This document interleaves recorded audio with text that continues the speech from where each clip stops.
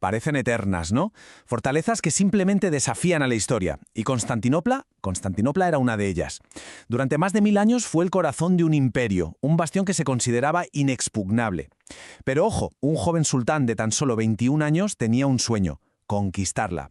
Una ambición que casi todo el mundo consideraba una auténtica locura. Hoy vamos a ver cómo una sola idea, una idea que parecía del todo imposible, cambió el curso de la historia para siempre. Esa es la gran pregunta, la que obsesionó a emperadores y a generales durante siglos. Y es la pregunta que vamos a intentar responder. Porque para tomar una fortaleza de leyenda no bastaba con tener un ejército enorme, hacía falta una genialidad, una que rompiera todas las reglas del juego. Vale, vamos a meternos en materia. Antes de hablar de cómo cayó, tenemos que entender por qué se la consideraba el premio definitivo. No era solo una ciudad, era todo un símbolo. Eso sí, un símbolo ya algo herido. El Imperio Bizantino en ese momento era una sombra de lo que fue, un estado que se aferraba a su pasado glorioso y sobre todo a su increíble ingeniería militar. Es que la ciudad era una auténtica pesadilla para cualquier atacante.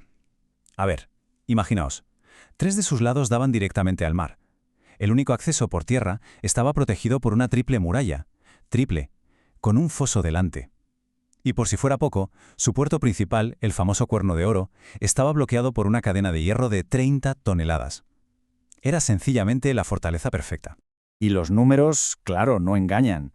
Durante 800 años, ejércitos musulmanes, incluyendo 4 grandísimas campañas de califas y sultanes, se habían estrellado contra esas defensas. 800 años de intentos fallidos. La ciudad se había ganado a pulso esa fama de inconquistable. Y entonces, en este escenario, entra nuestro protagonista. Y no era un veterano curtido en 1000 batallas, sino un joven al que muchos subestimaban, un sultán que heredó un sueño que para muchos parecía más una obsesión imposible que un objetivo militar realista. Aquí lo interesante de verdad es el contraste, que es brutal.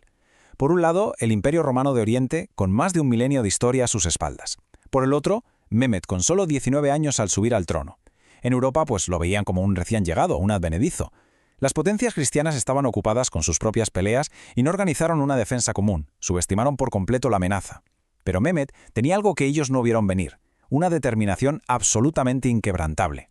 Y Mehmed demostró enseguida que de impulsivo no tenía un pelo. Su preparación fue metódica, brillante.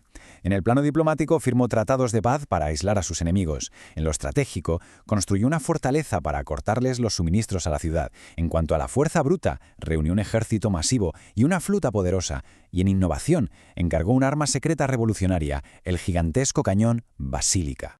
Pero aquí es donde llega el giro dramático, porque a pesar de toda esta preparación, de todo su poder, la historia parecía condenada a repetirse. Las estrategias de siempre, las convencionales, una detrás de otra, fracasaron de forma estrepitosa. Su primer gran movimiento, un ataque naval directo. La flota otomana, que era imponente, avanzó hacia el Cuerno de Oro. Pero la legendaria cadena de 30 toneladas hizo su trabajo. Los barcos no pudieron pasar. La flota, rechazada. Primer intento, primer fracaso. De acuerdo, pues plan B. Un asalto frontal por tierra, a lo bruto. Miles de sus mejores soldados se lanzaron contra la triple muralla. Lucharon con una valentía increíble, pero es que las defensas eran superiores. Las murallas y sus defensores aguantaron. El resultado fue una auténtica carnicería y una retirada. Segundo intento, segundo fracaso.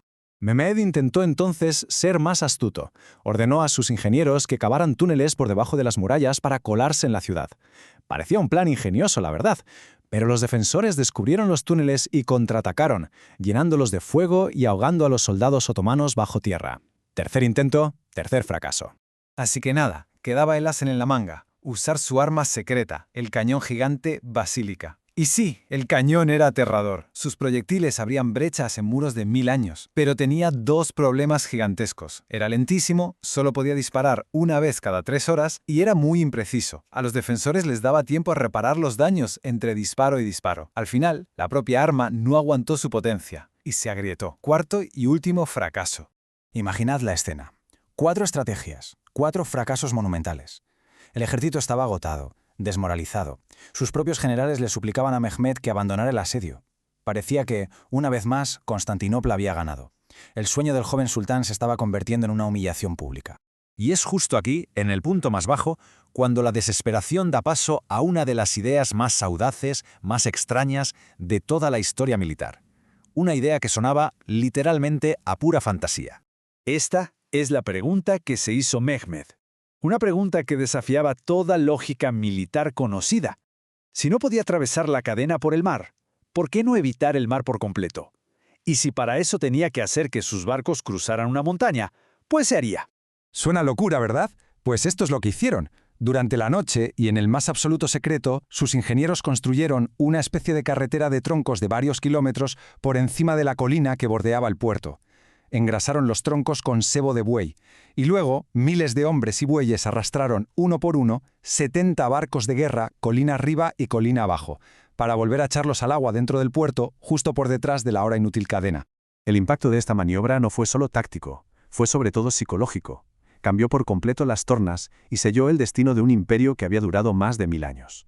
Imaginad el terror, despertar una mañana, mirar a tu puerto, el que creías el lugar más seguro del mundo, y ver una flota enemiga que se ha materializado de la nada. La moral de los defensores, que había sido altísima, se desplomó. El golpe psicológico fue sencillamente devastador. Se dieron cuenta de que se enfrentaban a un líder que no jugaba con sus mismas reglas. Y a partir de ahí, el final fue rápido y brutal. La nueva flota en el Cuerno de Oro obligó a los defensores a dividir sus fuerzas que ya estaban bajo mínimos. Con las murallas atacadas por dos frentes, Mehmet lanzó un asalto total, y esta vez las defensas no pudieron aguantar. Al final del día, la ciudad había caído y el último emperador romano yacía muerto entre sus soldados. La caída de Constantinopla no fue solo la caída de una ciudad. Fue el final definitivo de los últimos vestigios del Imperio Romano, que había durado casi 2000 años, y a su vez marcó el ascenso imparable del Imperio Otomano como una nueva superpotencia mundial. Un solo día, una sola idea, cambió el mapa del mundo para siempre. Y con esto terminamos. La historia de Mehmet nos deja con una pregunta que a mí me parece fascinante. Su plan de mover barcos por tierra era, siendo objetivos, una completa locura, pero funcionó. Entonces, ¿dónde está la línea que separa la locura del genio? ¿Es simplemente el resultado final? Es algo sobre lo que desde luego vale la pena reflexionar.